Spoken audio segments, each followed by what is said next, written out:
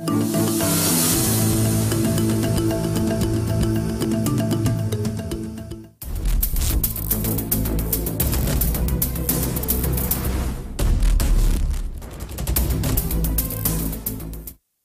Feb, saya langsung menuju ke Bang Febri. Kalau misalkan pilkada itu karena, wah ini kelihatannya kok penyakitnya banyak. Ada suap, pilkada kemudian akhirnya membuat raja-raja kecil di daerah akhirnya ada korupsi dan tindakan-tindakan lainnya, tindakan-tindakan korupsi lain lah ya bentuknya. Yang tadi Anda bilang sampai ada 7 modusnya. Kalau misalkan ada wacana nih, sudahlah nggak usah pilkada deh, yang pemilihan langsung presiden saja. Apa tanggapan Anda? Kami tidak sepakat.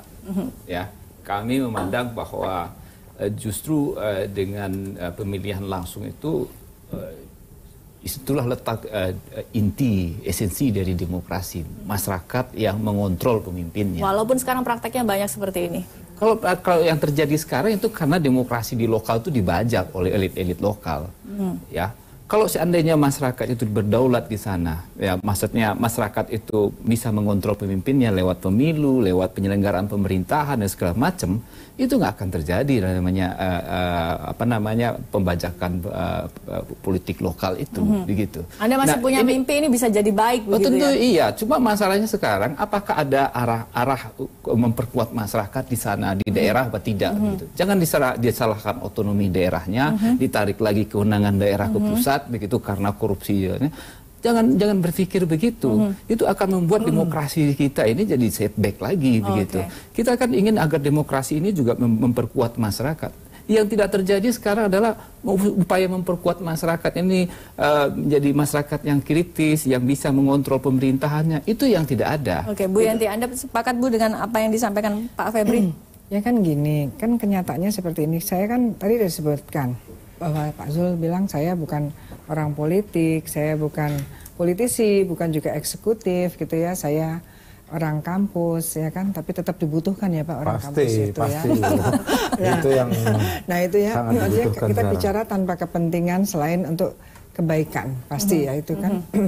Nah disitulah saya berpikir bahwa kita sekarang faktanya saja, bahwa dulu seperti itu kalau perwakilan saja misalnya, itu hasilnya bagaimana, biayanya bagaimana, energi yang keluar bagaimana. Kalau langsung nyatanya seperti ini, yang kita harapkan apa?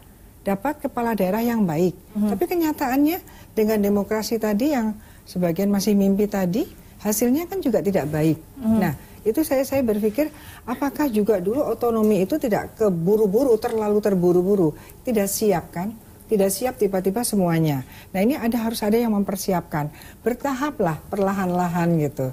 Jadi mulai presiden dulu, karena kita sudah bukan trial and error ya, tapi kan kita sudah mulai seperti ini, nyatanya hasilnya seperti ini.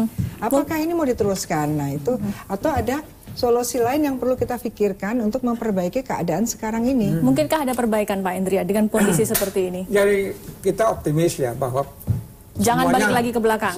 Jangan tidak kembali, tapi kita berproses secara linier, jangan siklus linier. Nah, tetapi ada syarat-syarat. Ya, syarat pertama adalah kemauan, terutama ini elit-elit politik itu, partai politik, komitmen untuk menciptakan proses demokratisasi yang sungguh-sungguh substansial. Ini dilakukan itu.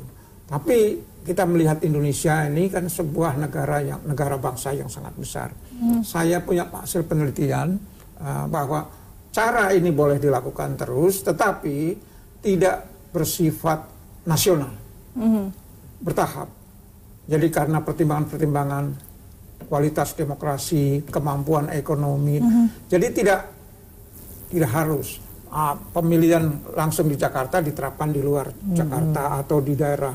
Jadi ini yang disebut asimetri, pemilihan kepala daerah yang secara tidak simetris. Saya pernah sampaikan kepada waktu itu Jo Hermansyah jadi dirjen, tetapi dia kalah oleh Senayan. Ya udahlah, akhirnya jadilah tambah lagi ada keputusan Pak Yudhoyono. Iya perpunya kan dari Presiden Yudhoyono, supaya dibikin lupakan pemilihan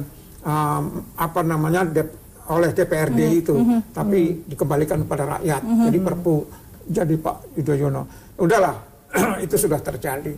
Nah, persoalannya bagaimana kita mengawal itu.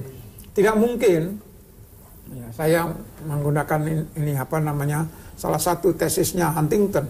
Tidak mungkin sebuah proses itu bisa berubah dengan cepat dan hasilnya memuaskan. Apalagi untuk negara bangsa sebesar Indonesia ini.